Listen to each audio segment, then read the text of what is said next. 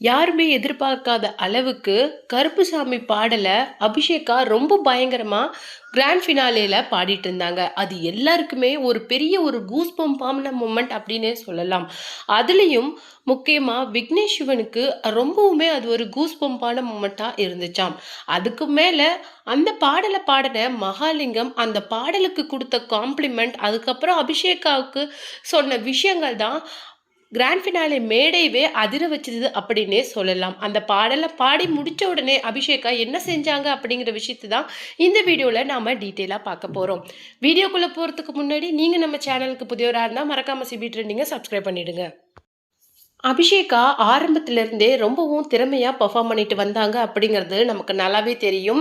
மற்ற குழந்தைங்கள விட அந்த சீசன் ஸ்டார்ட் ஆனதுலேருந்தே அபிஷேகாவோட பெர்ஃபார்மன்ஸுக்குன்னு தனி ஃபேன் பேஸே இருந்துட்டு வந்திருக்கு.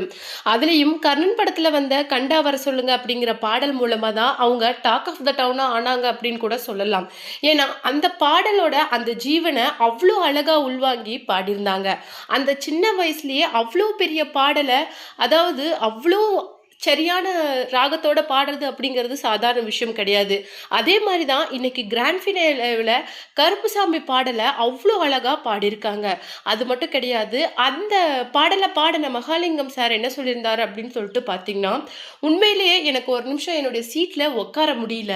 அந்த அளவுக்கு எனக்கு ஒரு மாதிரி ஆயிடுச்சு. நானே எழுந்திருச்சு கடகடன்னு வந்துட்டேன். உண்மையிலேயே அந்த பாடல நான் பாடும்போது எனக்கு இருந்த அந்த ஒரு அ உணர்ச்சிய விட, நீ பாடுனத கேட்கும்போது, எனக்கு அப்படியே கையெடுத்து கும்பிடலாம் அப்படிங்கிற அளவுக்கு இருந்தது. அந்த அளவுக்கு இருந்துச்சு அப்படிங்கிற மாரி அபிஷேகாவ சொன்னாங்க. சொன்னது மட்டும் கிடையாது, அவங்கள பிளஸ் பண்ணி அபிஷேகாவ தூக்கி ஹக் பண்ணியிருக்காங்க. அது மட்டும் கிடையாது, அபிஷேகாவோட அந்த பாடல பார்த்த அர்ச்சனாலருந்து Srinivas sir, Saindhavi ma'am, SPB Charan sir, Shweta மோகன் அப்படின்னு சொல்லிட்டு ஜட்ஜஸே மிரண்டு போயிட்டாங்க. அபிஷேகா, உன்கிட்ட இருந்து இவ்ளோ ஒரு ஃபயரான ஒரு இத நாங்க பார்க்கவே இல்ல. இவ்ளோ நாளு இந்த மாதிரி ஒரு விஷயத்த எப்படி உன்னால மறைச்சு வைக்க முடியுது? அப்படின்னு சொல்லிட்டு ஸ்ரீனிவாசா சொல்லியிருக்காங்க.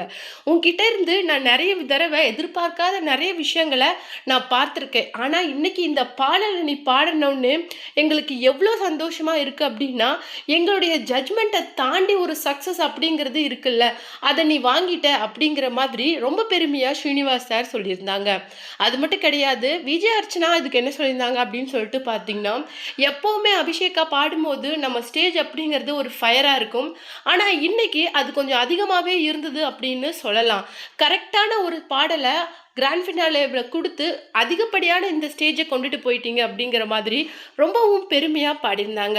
அது மட்டும் இல்லாம இந்த பாடல அவங்க தேர்வு பண்ணியிருக்கிறாங்க அப்படின்னா, இது கிராண்ட் ஃபினாலேவுக்கு சூட்டபிளா இருக்கும் அப்படின்னு சொல்லிட்டு ஜட்ஜஸ் ரெக்கமெண்ட் பண்ணியிருப்பாங்க அப்படின்னு சொல்லிட்டு ஸ்ட்ராங்காவும் இந்த விஷயத்த சொல்றாங்க.